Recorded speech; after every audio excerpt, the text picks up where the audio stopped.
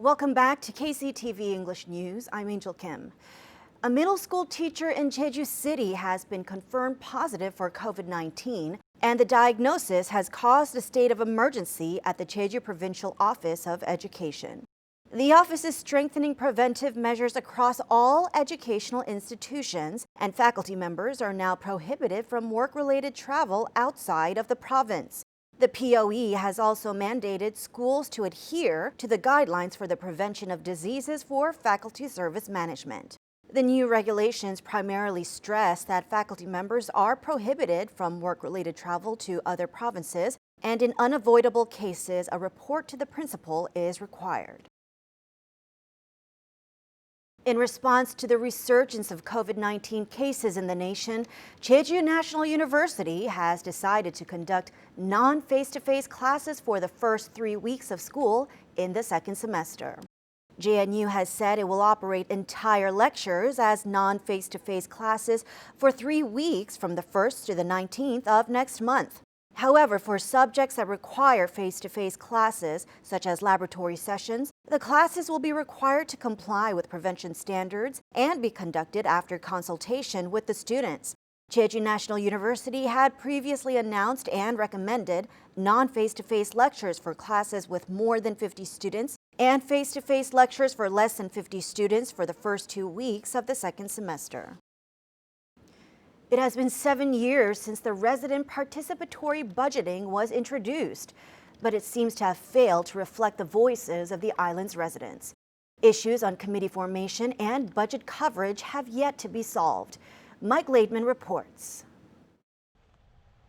Gross misuse of Jeju's participatory budget has been discovered. Tens of millions of won from the budget has been spent on renovating community centers, something not approved by residents. Other facilities, some of which saw investments of hundreds of millions of won, have failed to find operators and are now left unattended. It now goes without saying that the participatory budget has not been successful. Between 2015 and 2019, 2.5 billion won was spent on facilities which are now not being used. The money was essentially wasted. Failure to reflect the voices of residents and then poor budget execution and management are being named as key factors for the current situation. As of the end of 2019, the Resident Participatory Budget Committee consisted of about 1,300 members. Among them, 73% were male and only 27% were female. Additionally, the inclusion of socially disadvantaged classes was just too small. The ratio could never ensure fair representation. The planning and outcomes for the resident participatory budget are supposed to go public, but 86% of the 43 communities with access to the funds did not post their usage on their respective websites.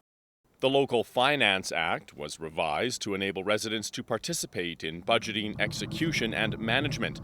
However, related ordinances and the Jeju Special Act do not reflect this provision. The participatory budget is limited at only 20 billion won, is a mere 0.5% of the province's annual budget.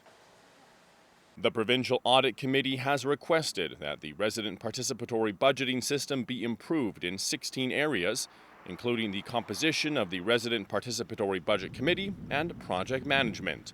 If these changes go ahead, it will still remain to be seen the effect they have throughout the island. Mike Laidman, KCTV. Thank you for joining us today at KCTV English News. Please follow us on YouTube at KCTV E-News Jeju and on KCTV's VOD service. Have a great weekend, and we'll see you again next week.